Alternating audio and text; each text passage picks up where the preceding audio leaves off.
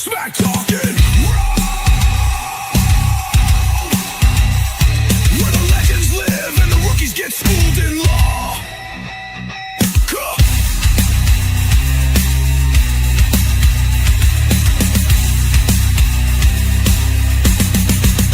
This ain't just talk. This is Smack Talking Raw. You ready, Pinky? Judge always Ron. Let's lay the smack down. Boom!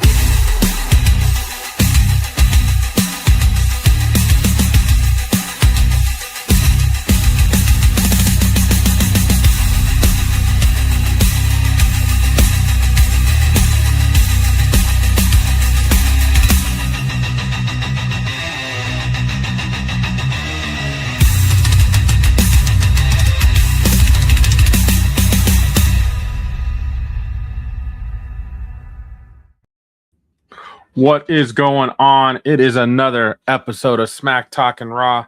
I'm your boy Pinky. Ron Stradamus will join us when he gets business done. I'm riding solo for a little bit. So if I do get excited, I am watching the Avs game as well. So you might see me go a little crazy. It's playoff hockey. Nothing better. Nothing better. All right. Got a lot to talk about. We got a short amount of time. We're going to get rolling. All right, let's see. First of all, let's start out with another couple releases. These seem a little off from the previous week when everybody got released. Looks like a lot of these guys, Tonga Loa, his contract was probably coming to an end. And then JC Mateo's contract probably coming to an end after a one-year deal. Those are no surprises. It's kind of a bummer that we did not get. I don't feel like we didn't get Jeff Cobb in WWE, right? Jeff Cobb, when you go out and watch his highlights from Indies and other places he's been, I mean, for a guy his size, he's awesome. You need guys that can fight Oba and that look right fighting Oba. Jeff Cobb could do that. So right now, that's one of the problems I'm seeing. We'll talk more about that. But yeah, Jeff Cobb, Tonga Loa, thank you for your service and good luck out there. The big shocker was the New Day. New Day being released or let go from their contracts after what the rumor is they were asked to restructure their deal they signed 2 years ago. And because they were getting paid some pretty big money. And they probably told TKO to go kick rocks, right? There's no reason to take a pay cut on a contract when they can make money. They can go out to AEW. I'm hoping they go to AEW and have some fun over there with the tag teams they got over there in AEW. So Kofi, Xavier, same thing. Thank you for your service. Good luck. I'm sure you will be. They're gonna make money. The New Day. Those guys are awesome. They're entertainers in the best sense. And I just think WWE didn't know what to do with them anymore. After Big E got hurt, everything went down. They just don't know what to do. So, all right. Moving into the week. She's coming, guys. She's coming. SmackDown had another vignette of Blake Monroe with some highlight footage, kind of telling everybody who she is. It's I can't wait to see who she goes after first on SmackDown. Whether that's Julia, Kiana James, Tiffany Stratton. I'm ready. She brings it. She's going to be a lot of fun. I cannot wait to see the glamorous Blake Monroe on SmackDown. It'll make that 3 hours worth watching. All right, we got to talk about this. As Trick Willie would say, let's talk about it. What are we doing? What are we doing? The funeral of the Gingerbread Man? The Gingerbread Man was a fun thing for a week or two. You know, Sami Zayn dresses up and attacks Trick Williams in a Gingerbread Man costume. Gingerbread Man costume got annihilated by Sami Zayn this week. Do we really need to spend time on a funeral of the Gingerbread Man? Like, that almost kind of makes me feel like, gives me Doink the Clown vibes. Like, what are we doing? This is ridiculous. It's gone too far. I do like my comedy. I love my DanHausen. I love my R-Truth. But this is just taking it a little too far. I am not I'm not feeling this whole gingerbread man thing after last week's SmackDown. We don't need it. Sami Zayn and Trick Williams are having more than they've got a good feud going on, and they don't need this, whatever this is. We don't need it either. And nobody wants it. We got another Royce Keys sighting this week on SmackDown. He actually got 2 segments. He got to wrestle, and then he got to hang with Jacob Fatu. So Royce Keys is another guy that I am starting to get excited for. As Powerhouse Hobbs in AEW, this guy is just a monster. I love monsters who can just get in and have a good time and just do things that you just shouldn't humanly be possible. The way these guys can move at that size is ridiculous. Like, let's build up Royce Keys and let's get him and Oba in a ring together. Who's with me? Somebody's got to be with me. Royce Keys has got it. He's a lot of fun. Hopefully, he'll get some more time on TV. Things are looking good. All right. This one, I'm actually, being that I'm a big NXT fan, I watch a lot of NXT. I have been watching these ladies for the last year and a half. Fatal Influence is an awesome heel faction. These ladies work. JC Jane is a great ringleader. There's always a little bit of dissension amongst the group because JC Jane's kind of the main bitch, if you say, with Fallon Henry and Lainey Reed kind of behind. I'm still kind of shocked they brought all 3 ladies up to the main roster, but it just works.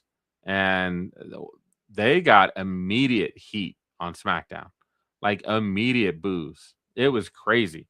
Like, it was amazing to see. Like, that's what I want. I want the crowd to react. And they're reacting to Fatal Influence. Another great match. They had Rhea last week. They got Charlotte this week. And, we'll see where it goes. But right now, they're actually doing a pretty good job of building Fatal Influence and having them attack some of these tag team / main event stars. Charlotte, Alexa, Rhea. I'm digging it. So keep it up, girls. Should be fun. All right, let's see here. So we got it. Here we go. There we go.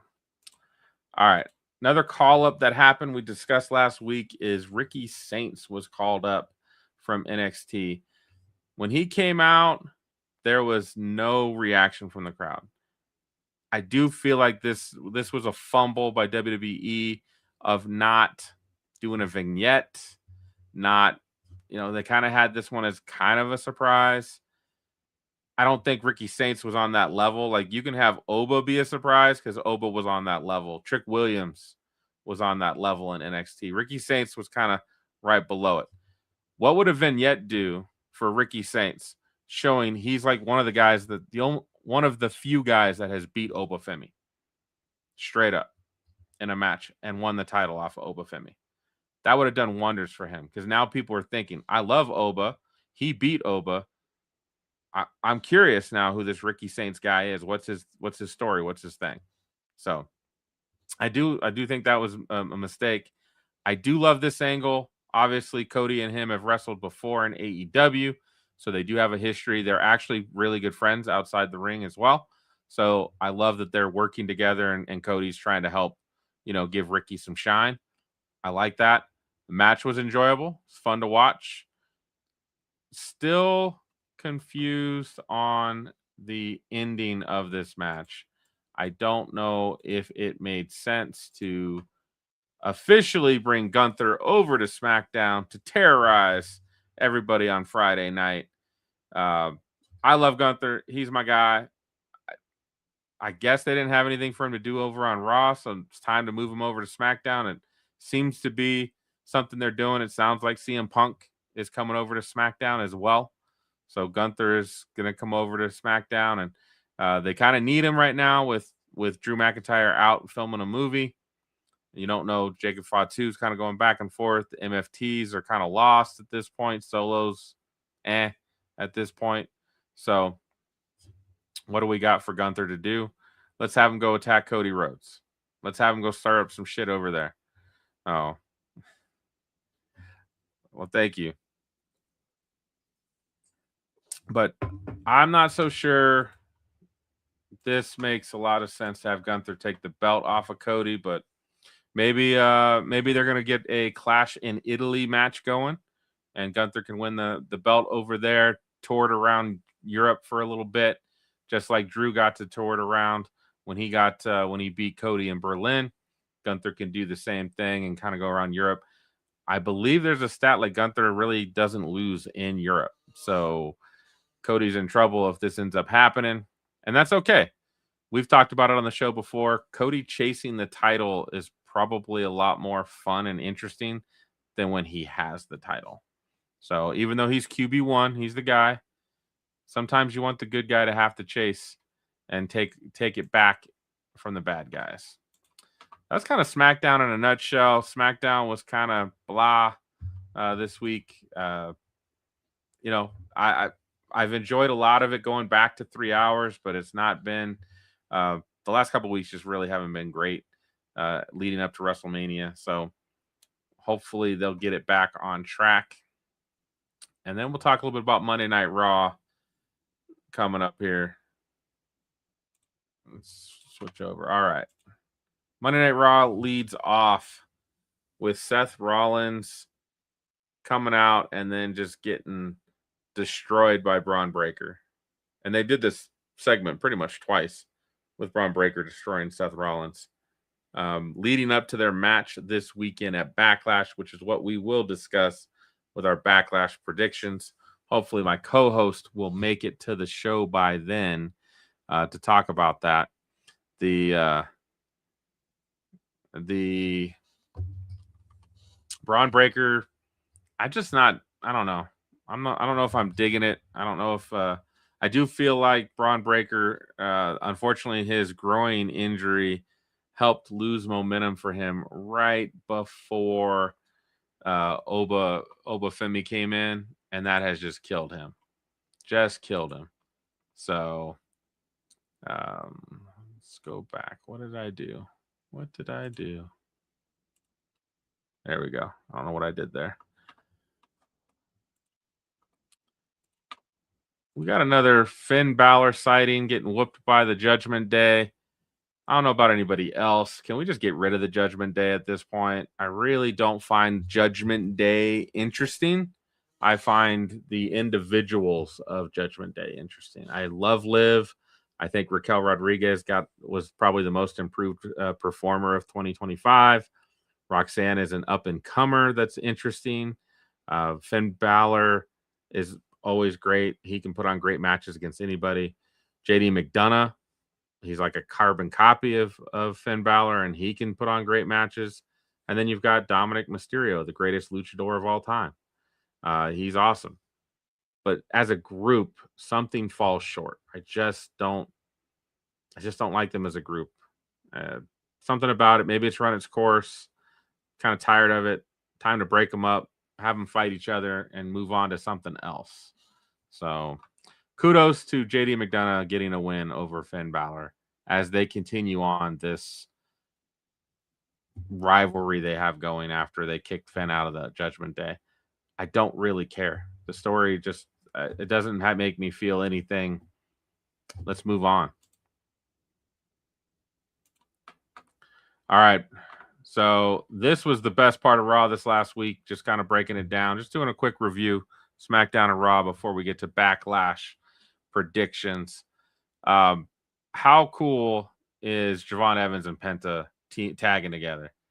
Those guys are amazing to watch. They've been the workhorses of Monday Night Raw. So to see them in a match together. And then we've got Ethan Page, another call up, recently called up from NXT. Ethan Page is all ego. He's the man. Love that guy. He is great.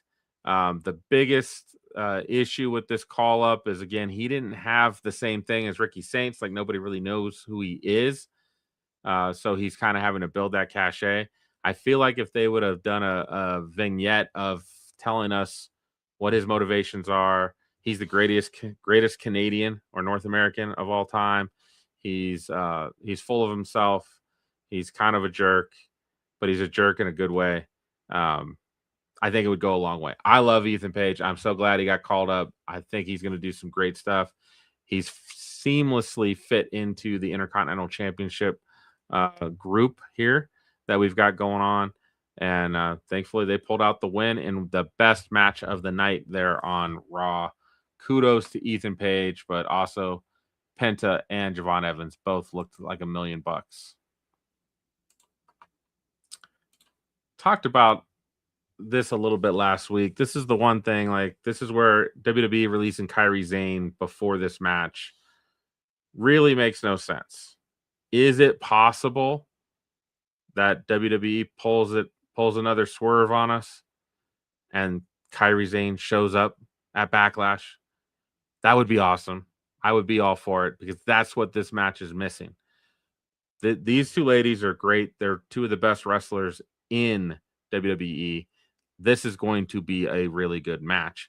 It just loses some of its steam because I want Kairi to be part of it, and that Kairi has to finally turn on Asuka and say, like, no, I'm not going to take this anymore. I don't have to be treated this way. And I want that payoff. And so it would be great to see us get that payoff, but we're probably not going to, unfortunately. But Asuka missing Iyo Sky, I knew it was going to happen. I was waiting for it to happen.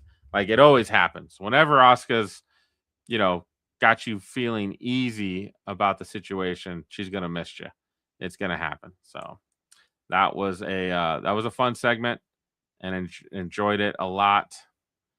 Let's see. We'll talk about this quickly. Somehow the Creed brothers are now luchadors. They didn't have anything else for the Creed brothers to do, so now they've joined original El Grande Americano, and this just kind of helps continue building up the story between original El Grande Americano and the current El Grande Americano, which in Mexico and in AAA, the OG El Grande Americano is a bad guy, and the new, it's like they flip roles. On Raw, the OG Americano is a good guy, and the other one is a heel. And then when they go down to AAA, the one is a baby face, the other one's a heel. It's pretty fun. I'm excited. They've got a mask versus mask match set for May 30th, the big AAA event that's happening. That should be, if you haven't watched a AAA event, I highly recommend it. Their Worlds Collide that happened right before WrestleMania last year was fantastic and one of the best it wasn't even a PLE, but it's like their major event in Mexico. It's one of their best events of the year. So it was awesome. It was awesome. All right. So Ron's not here, so I've got a rant. To pick up the slack for my man. He usually does Ron's rant, has something to talk about. Usually Triple H. We could complain about TKO. We can talk about creative writing. There's just so many things that WWE is missing right now. Nothing is worse than having Oba Femi destroy Brock Lesnar, and then literally creative has nothing for him to do. So they say, well, just have an open challenge. That is the laziest freaking writing of all time. That is ridiculous. Anybody could come up with a story.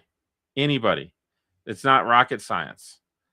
Find someone for him to wrestle and let's get it on. Like it's not hard. It's Oba Femi. Put him against anybody. So, I mean, I would have liked to come back to the Rusev. I know he had a little bit of thing with Rusev. Maybe have Rusev fight dirty, and that way it's a little bit tougher match for Oba. Something. He needs a real feud. We need to know more about him. We need to have him talking more. He's great on the mic. I think it will continue to build his overall aura that he has going on. If we can get him into a real feud with someone versus this awful open challenge idea. It was funny to see Kirizawa get in the ring like he was going to be in the match, and then they moved it to Otis, which makes more sense. We don't want to see someone die in the ring. Kirizawa would definitely just be murdered by Obafemi. I can only imagine what a fall for grace would look like when you could drop a guy like 12 feet. It'd be nasty. So, Obafemi, open challenges, thumbs down. So awful idea. It's just awful. I hate it, and somebody should get fired. Be like, what's the best idea you got for Oba after WrestleMania? Open challenges. Let's go. The open challenge works with a belt. It does. I mean, Carmelo Hayes, Sami Zayn, Carmelo Hayes, Ilya Dragunov, those guys all did open challenges. They all held the belt for a couple weeks. They all put on great matches. That was great and fun, but it made sense because there was a belt. If Obafemi's standing in there and saying, like, hey, who wants to come challenge me? Nobody in that locker room wants to come challenge Obafemi. There's nothing at stake there. Oh, I want to come challenge a guy, get my ass beat for nothing. Nobody's doing that. Clip that. All right, last thing. Oh, we got two more things about Raw. All right. Another NXT call-up, Solruka. I saw her at Saturday Night's Main Event in December last year, wrestle Bailey. Great. I've been watching her on NXT. She's amazing. She's got that smile. It's infectious. Her acrobatic moves are on another level. She is a gymnast. She was a gymnast at Oregon, is her background. You see it in her move set, but she does things that are like you just don't see, especially from the women. You see it from the men. Javon Evans, she's basically like the female Javon Evans. Now, I did like that Becky came out and interrupted her contract signing, which is great. I will be all for a Becky Lynch Solruka match and possibly Solruka taking that IC title now that Becky's lifted it up and made it something. And but then seeing Solruka botch her first Soul Snatcher was not great. She still got it, but she had a botch on it first before she hit it on Becky, and that was a big issue. So Solruka joining Monday Night Raw. So many good things going forward. I can't even. I'm super excited for Solruka. She's gonna have an amazing career. She's gonna do amazing things. We are just at the beginning. All right, as I finish waxing poetic about Solruka, right now, I feel like this is the best thing going right now. I've really enjoyed Jacob Fatu and Roman Reigns. I've also enjoyed that they've kind of continued the story on SmackDown. You've only got 3 weeks between WrestleMania and Backlash. How do you tell a story in that amount of time? Well, you give us the story twice a week until then, and at least we get something. This contract signing went pretty much how we thought it was going to go. Somebody was going to get hit through a table, although the table did not break. It held its own, but it did happen where Jacob Fatu got the death grip on Roman again, tried to put him through a table, got the contract signed. We got the match.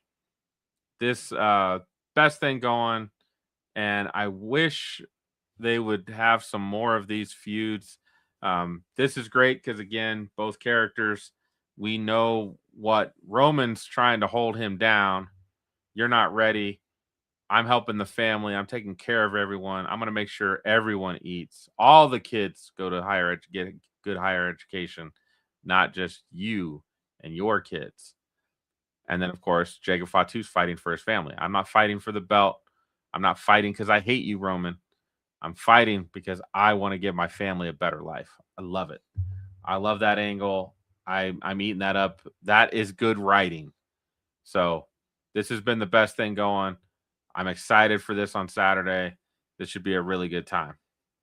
Let me check real quick here on my co-host. I don't know if he's going to make it. All right, dead air. I know everybody hates that. So let's move on. We've got our Backlash predictions, and then we'll call it an early night. So the first match of the night to talk about is The Miz and Kit Wilson have teamed up against DanHausen. Who doesn't love DanHausen? I'm a big fan Hausen. DanHausen's awesome. I love his shtick. I love that if you listen to his voice, he is a huge Simpsons fan. And his mannerisms and his voice, the things he does, he sat and watched all 25, 30 years of The Simpsons. You could just tell. I like that. I like The Simpsons. So I like DanHausen. Currently, this whole back and forth with The Miz has been amazing. When he broke into The Miz's house and he was in his pool, he was messing with his golf simulator. That was amazing. Great stuff. Now, do we need a match at Backlash? I'm not so sure. I'm a big Danhausen fan, but I feel like there's a couple other matches that we could have, technically we could have had Cody and CM Punk. Or I know CM Punk's a little bit older, so maybe he's not quite ready to get back into fighting shape. But I feel like there's a couple matches we could have put on this card versus this. Now, I do feel like this is the place where we were going to have Randy Orton and Pat McAfee versus Cody and Jelly Roll. And they kind of replaced it with this. So Danhausen's mystery partner, I feel like it's going to be Jelly Roll. Jelly Roll had I believe Jelly Roll had his calendar cleared to do this. He's going on to summer concert shows with Post Malone again this year, like they did last year, but that doesn't start up till the end of May or early June. So he's got some time available. He could definitely slide in. And Jelly Roll had a little beef with The Miz and Kit Wilson. So this would fit perfectly for Jelly Roll to come in, back up Danhausen, and whoop these two guys in a fun way. Another idea I saw thrown around earlier was CM Punk. Now there was a rumor, or not a rumor, but I guess Triple H, someone mentioned his mystery partner is someone who likes a lot of money. So people are kind of putting that together. He likes a lot of money.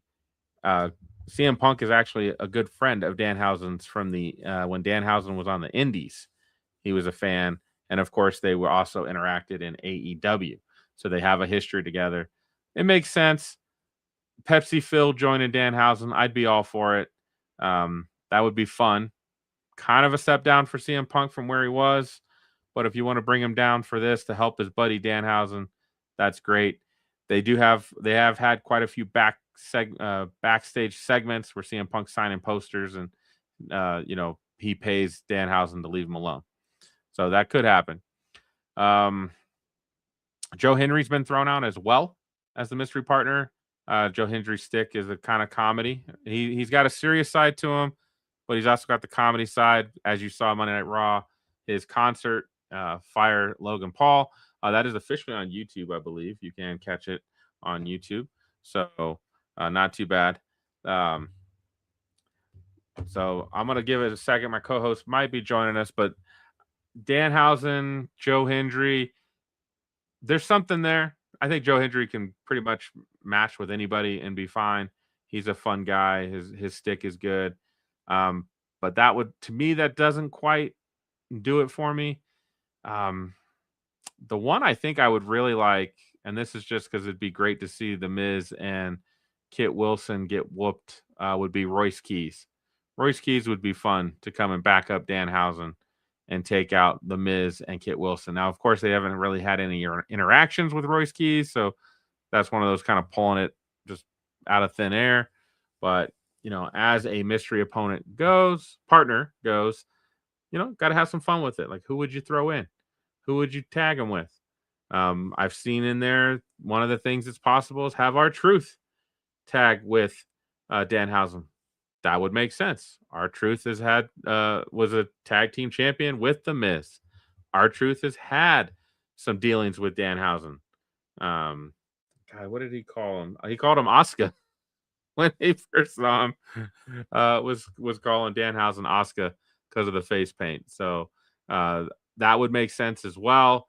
Obviously, Damian Priest and R-Truth aren't on Backlash, so R-Truth would be available. It's just, where do you go from there? It's just kind of a one-time thing. What do we do?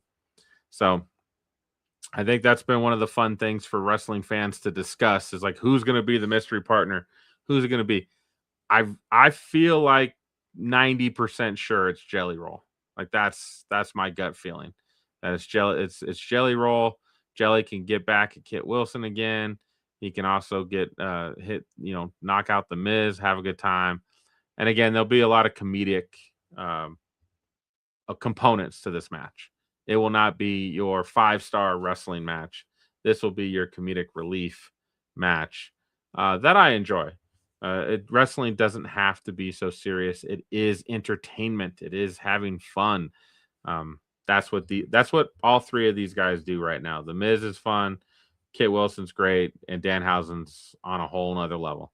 So when we predict the matches, regardless of who the mystery partner is, Danhausen's winning this match. Danhausen's so over. His merch is so over. TKO loves human monies, and Danhausen will definitely be winning. And again, if the Miz or Kit Wilson take a loss, it doesn't matter.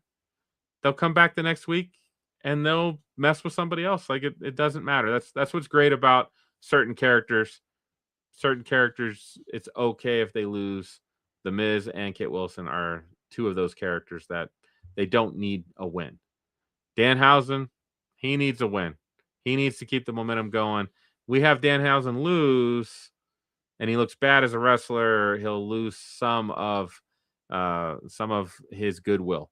Everybody loves Danhausen. Kids, adults, men, women, children, everybody. So Danhausen and whoever he tags with will win that match. And we are on. Let's talk about this one again. Let's talk about it, as Trick Willie would say. So we got Sami Zayn and Trick Williams, a rematch of WrestleMania. I don't know if you guys have noticed, but I think Sammy's heel turn has already happened, and we weren't paying attention to it. Trick Williams is obviously a babyface at this point. Everybody loves him. Oh, is he here? It's Rostradamus, everybody. Yo, he made it. You guys look at just my ugly face. Yeah, you can see Ron's ugly face as well. Man, so I don't mean to interrupt on the show, but I had the client that I needed to deal with that unfortunately had it unravel right in front of my very face. So thank you for taking it on, Pink Dog. I see that we got the Trickster versus Sami Zayn. Well, we'll go back one real quick because I literally had just moved.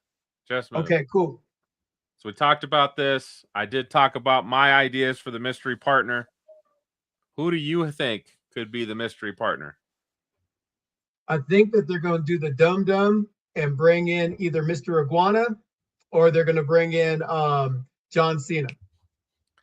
John Cena's not going to do a match. That ain't happening. Okay. John Cena's at Backlash, but he's at Backlash because he's promoting WWE Club. He's never wrestling again. All right. So so in this case, I think it might be Mr. Iguana. I like that. I didn't think about that. Who did you say? So I said, so if you wanted to get a guy to come in that needs some hype and can just beat the crap out of the Miz and Kit Wilson, I said Royce Keys. Oh, he needs some hype and some rub, and he's starting to get some TV time. So I'm on. I like Royce Keys, so I'm on it. Now that doesn't quite make sense. It's kind of pulling it out of thin air. I did mention Joe Hendry. Joe Hendry has a comedic stick to him, right? He would kind of fit in this. I mentioned R-Truth. Same thing. R-Truth is tagged with The Miz. He's fought against The Miz. The Miz betrayed him. I think he's had some stuff with Kit Wilson. He did have a couple things with Danhausen calling him Asuka, right? So R-Truth would fit Yes. in this. But if I had to put money on it, I'm betting on Jelly Roll. That's a better call, actually. I actually can see that because Jelly Roll, he's doing his time, and to be in a comedic match and to have it be real lighthearted, I think it would be a great space for Jelly Roll to fit in within this particular showcase. Good call. Good call. Great call. And it's just, I do think the rumor is it was Randy Orton, Pat McAfee, Cody, Jelly Roll at Backlash.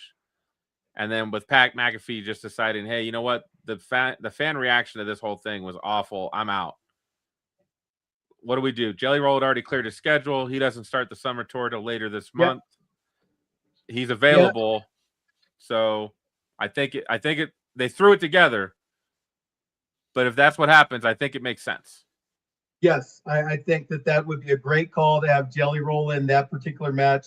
Jelly Roll's been fantastic in his WWE performance for being, I mean, he is not by any stretch of the imagination the best wrestler there is, but the work that he's put in has definitely, Bad Bunny is the best entertainer that's ever crossed over into the world, with the exception of Logan Paul, because Logan Paul, before he got a WWE contract, he was definitely a part-timer. So, and I think Bad Bunny would get to where Logan Paul is right now if he was doing it full time. Yeah, Bad Bunny was amazing when he came in there. But for this match, I say Jelly Roll. So who do you think is going to win this one? I said Danhausen's going to win.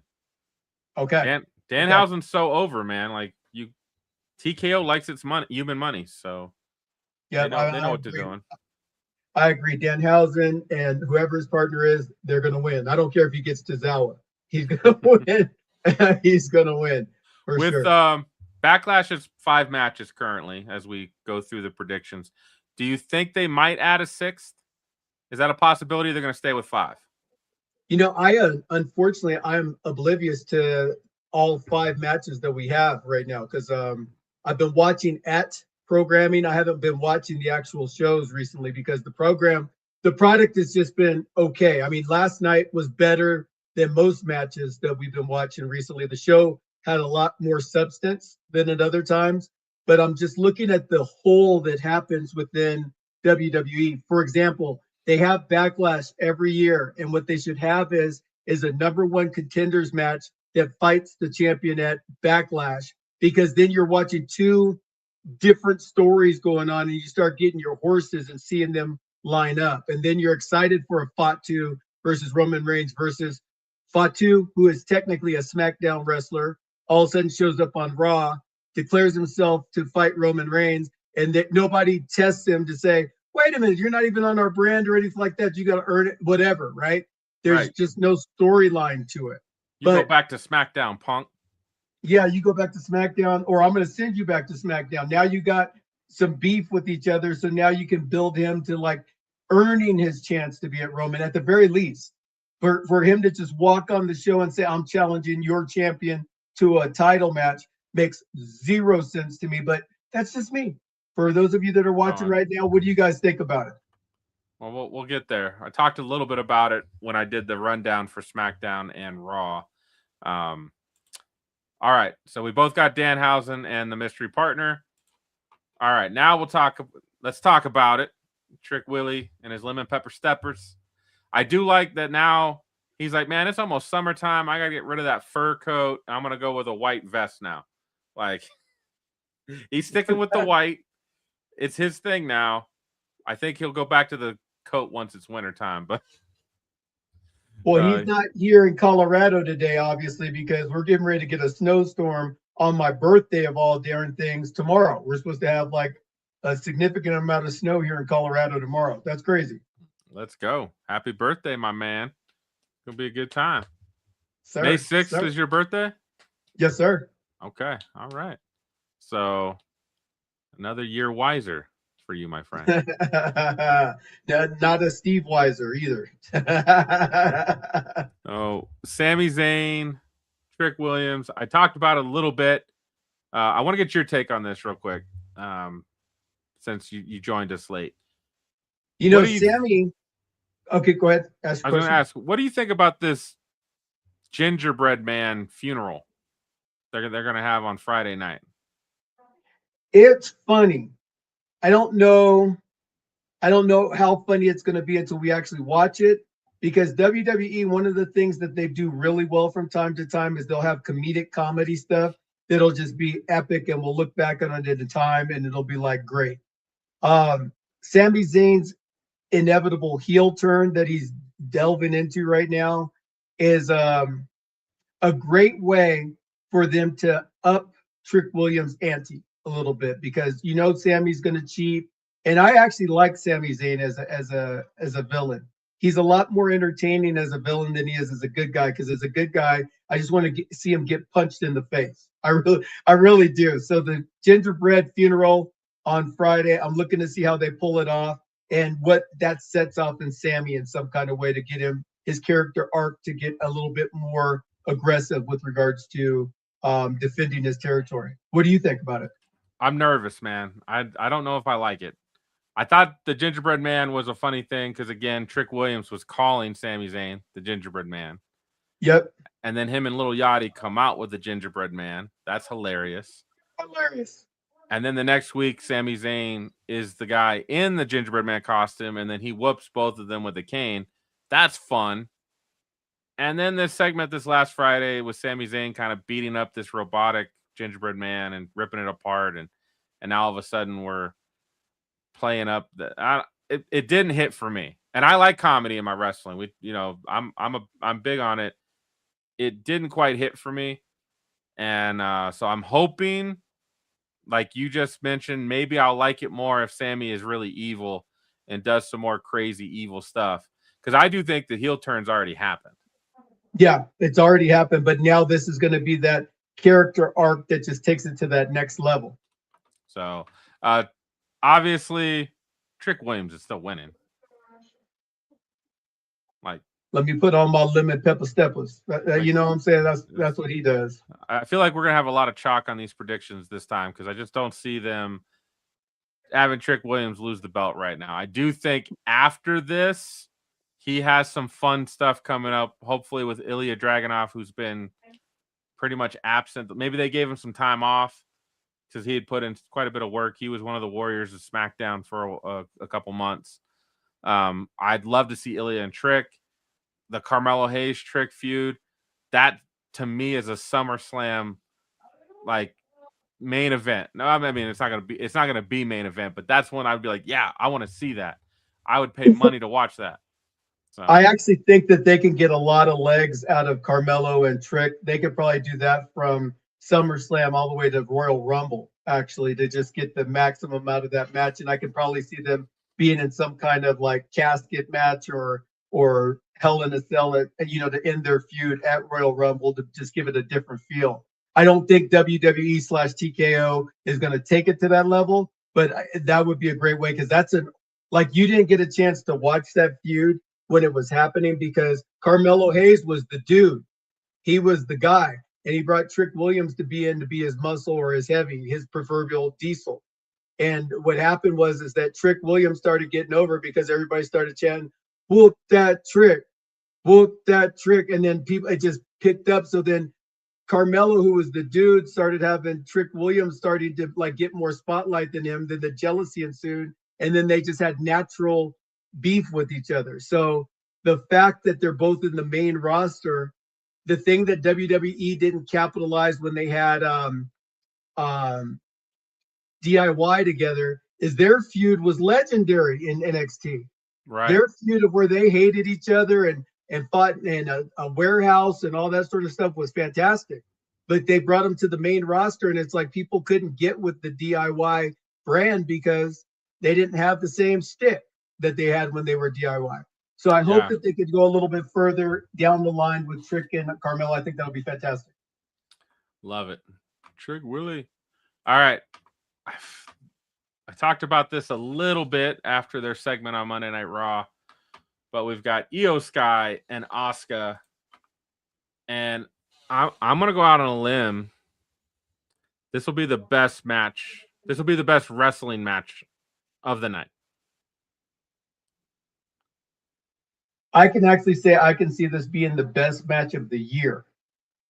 Ooh, I like that. Because those two girls, I mean, I look at Asuka and I always remember with her 900-day streak as the champion and fighting Charlotte Flair at WrestleMania back at WrestleMania 32 or 32. No, was it 32? But whichever one it was. And when she lost, it was disappointing because she was on fire. But she's an incredible wrestler, and I think these two are going to bring out the best in each other. Asuka's more of a mat wrestler.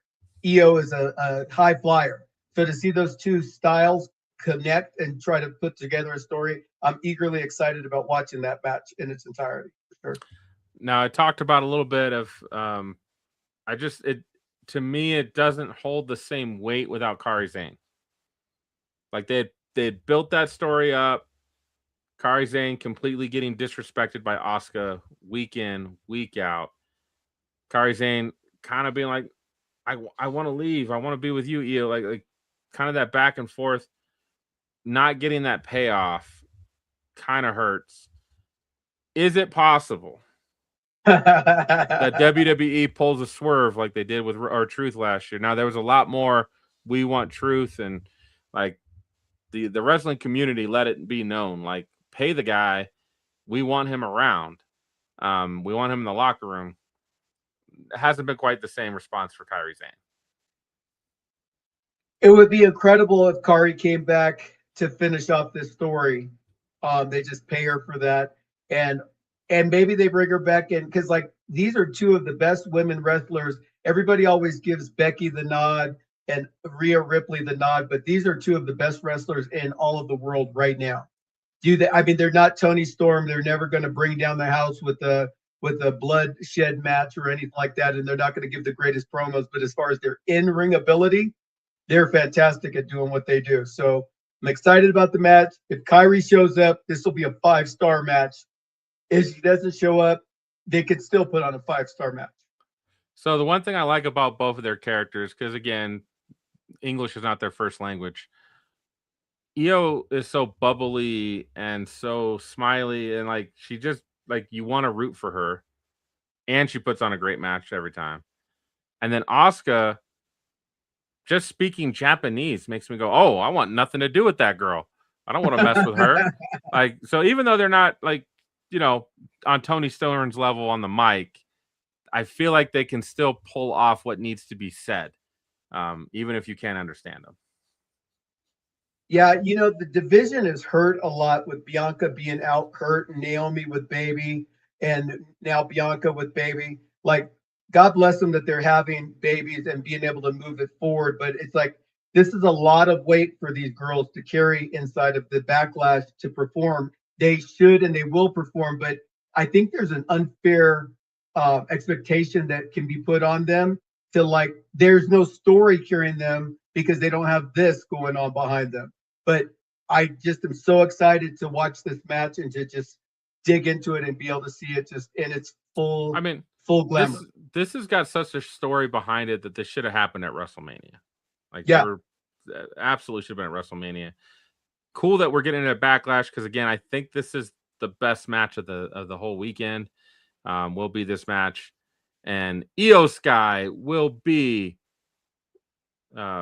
Hopefully, I wish it was for a belt, but she will be victorious over Asuka, and Asuka will maybe show her some respect.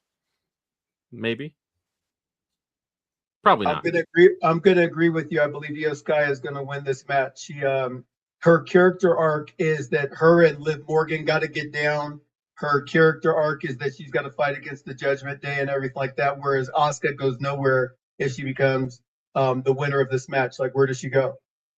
Well, and that's the one thing about both of these ladies is really where do they go after this match?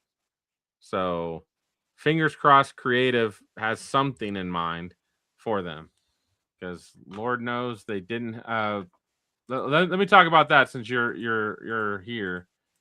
Before you click off of that, if this match happens at WrestleMania, at least Kairi Sane can get her payoff on the storyline before she leaves. They don't put this match on. They in that storyline, which made no sense. You know what I'm saying? Right. So it's like, go ahead. Right. All right. Well, we'll finish Backlash predictions, and I want to. There's something I did the rant for you this week, and so then I do want to hear what you would have to say about it. Bron Breakker, Seth Rollins, another match that in another universe happens at WrestleMania. They were building up to it. It made sense. It was going to be great, and then Bron Breakker hurt his groin, pulled a groin, so had a hernia surgery. So Seth Rollins, Bron Breakker, they've had a back and forth. Bron Breakker's been attacking Seth Rollins. Seth Rollins has been attacking him. Seth Rollins has been attacking the Vision. This makes sense. What are you thinking? So you covered Raw last night, right? I did. So Roman storming in and bumping into Seth, it just reminds me of the character arc that TKO is really building towards, which is an inevitable Seth versus Roman match. So what I could see happening here is that there's some kind of interference or something by the Vision that allows Seth Rollins to win. And that continues the beef that Bron Breakker has with Seth. But at the same time, it moves Seth closer to having that inevitable match against Roman Reigns, because they're going to need a night one, night two, and you can't have Seth Rollins be weak going into that match. So I really predict that Seth Rollins is going to have a victory over Bron Breakker. It's not going to be clean, but it will be a pin inside the ring. Okay. I'm going to go the opposite direction. Ooh. Bron Breakker is going to get the win. It won't be clean, so we both agree on that.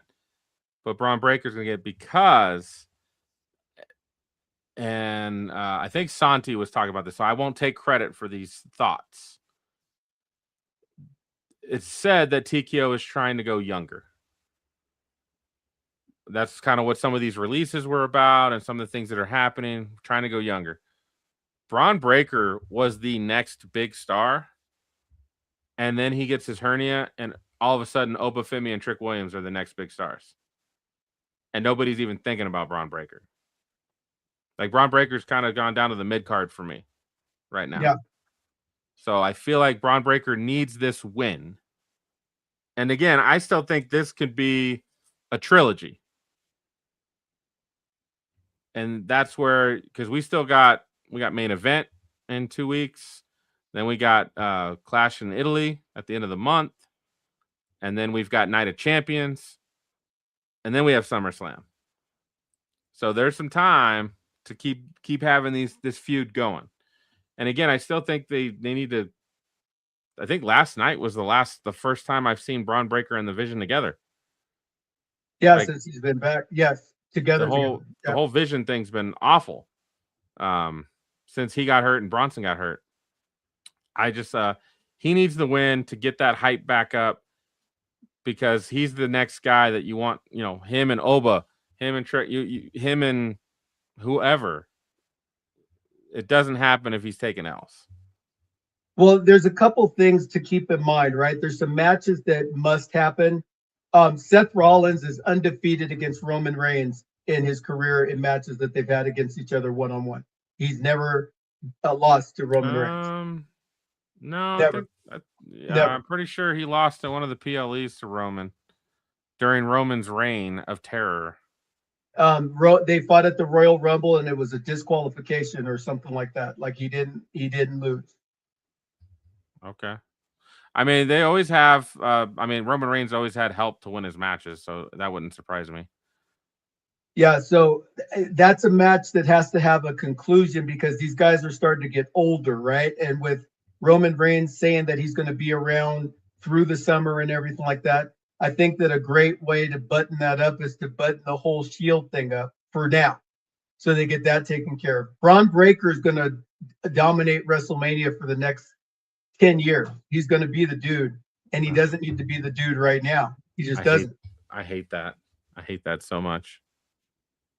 He's cool, but he's not main eventer in my book. He's just not. He doesn't have it. Athletically, he has it. But his character, his stick, everything, it doesn't hit the mark for me. Right, and that's another reason why I don't see him winning this match, is because he's not putting tickets inside of TKO's budget. He has all the glitz and glamour. You put him in the right matches, he'll start to attract people. But as far as his ability to draw money right now, he's not that guy.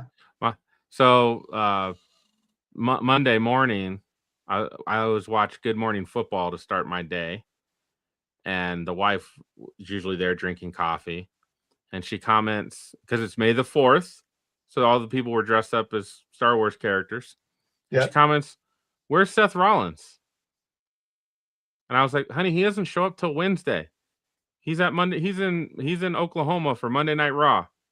Oh, that's right. Like he's actually making a name for himself. He actually got in a big fight over the draft weekend with a co-host on Good Morning Football, and then the next day they were like, "Oh, it was just a work. We were messing with you guys," because nobody on the set knew that they were going to get in a legit fight and argument. Oh wow! And Seth Rollins literally like walked off the show. Wow! But it was just a work.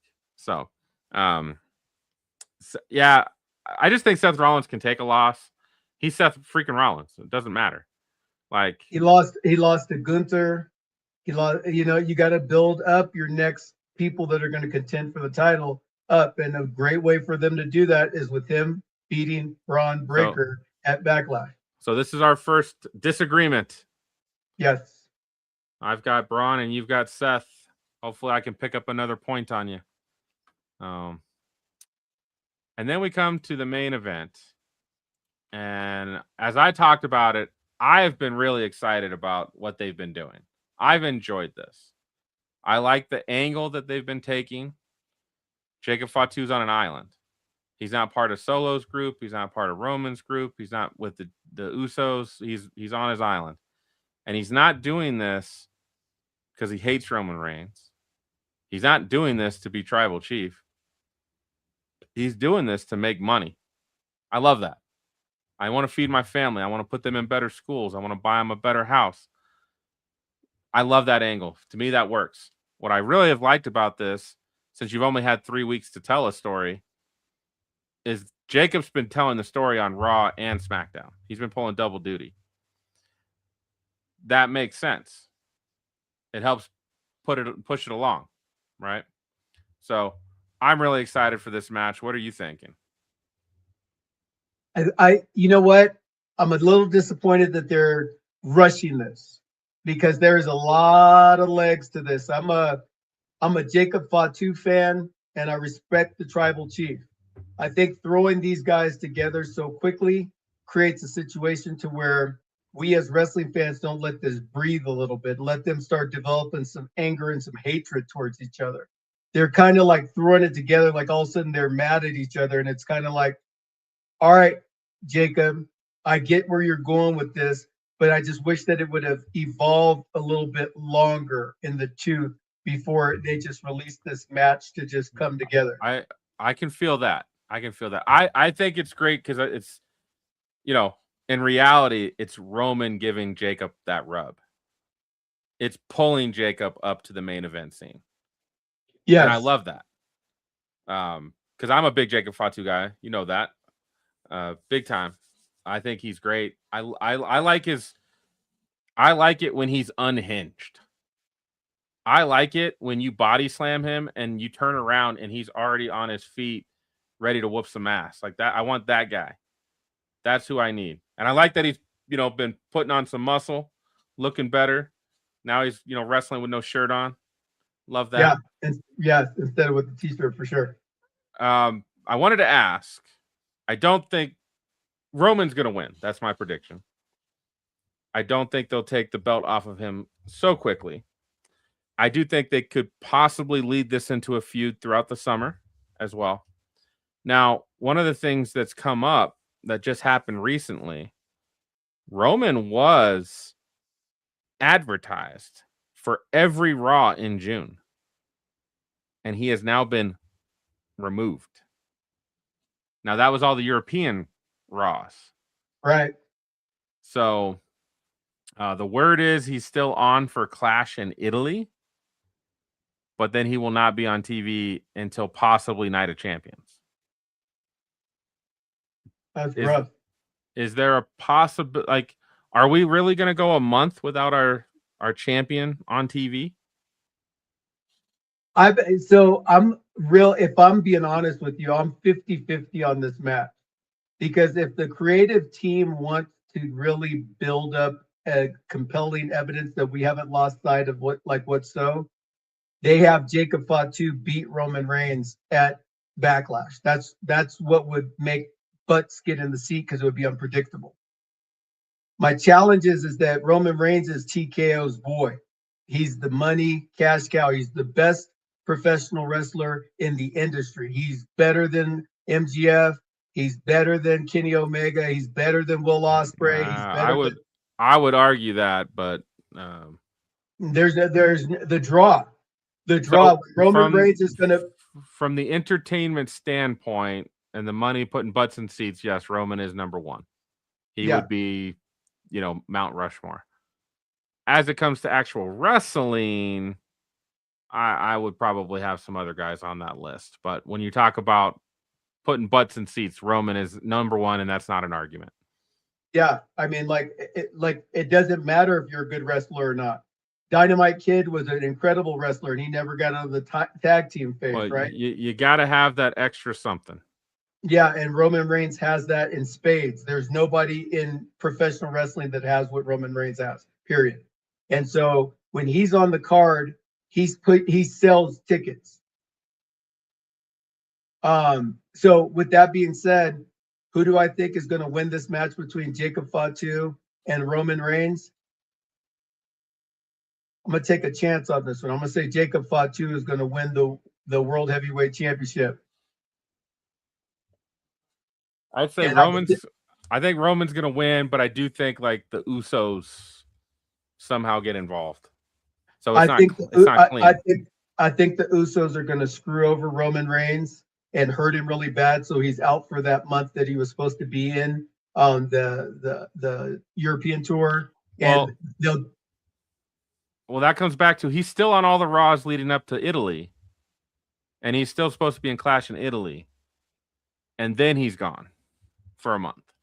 So in that space, he's now the chaser, and that's more compelling TV for the summertime is to have Roman Reigns on the chase with his cousins, the Usos, and Fatu now a brand, and that's the new bloodline. And now Roman Reigns is by himself again trying to figure it out. And maybe that brings Solo Sikoa coming back. Maybe that brings Sami Zayn coming back. And then they have ultimately at the end of the year, War Games. So they start building towards this War Games match with unique combinations and everything like that. I hate that. All right. So I got Roman. You've got Jacob. We'll see what happens. This should be fun. Yes, sir. I think this will be a good match too. It'll probably. I think this might be Fatu's longest match he's been in. So yeah. Good luck to him. All right, we're gonna close the show real quick. We've run a little long. I don't know if we were gonna get to an hour because I was going quick before you got on the show. Man, I was trying like crazy to get here, and I was like, "This is just one of those things." The Obafemi challenge is stupid. Next, we'll cut that one quick. That's stupid. Good. You agree with me. It's the most awful thing. Like, he's already a monster because he whooped up on Brock Lesnar. I don't need him whooping up on everybody else. Have him do main event stuff right now. Instead of having Bron Breakker come out and beat up Seth Rollins, have Obafemi come out and beat up Seth Rollins. Change it up. Like, oh my gosh, Oba's out here. What is he doing? And he beats the hell out of Seth Rollins. And Bron Breakker comes out and he's like, nah, dude, thank you for helping me out with Seth. And then they kind of just go their separate ways. And that sets up the face-to-face between Bron and Oba that in the future they're going to fight. But let Oba get in the main event, however that takes. Let him do that. Don't have him in some stupid challenge where he's fighting Maxine Dupree, Otis, Tozawa, El Grande Americano, 1, 7, 8, 25, 36 hike. Let him go be dominant. Amen, brother. Amen. All right. We have come to the end of the show. For those of you that had to suffer through Pinky running the show by himself for the first 30 minutes of the show, I'm sorry about it. I don't even know what he talked about. But nah, just kidding, brother. I know you got out there and got after it. Thank you, Pink Dog, for making that happen. We really enjoy you guys being a part of this show. Subscribe if you haven't already subscribed, like if you haven't already liked, and invite if you haven't already invited. Because if you're not down with being a part of the Smack Talking Raw universe, I got 2 words for you. Suck Suck it! it! Love you guys. See you next week. Yeah. Smack Talking Raw.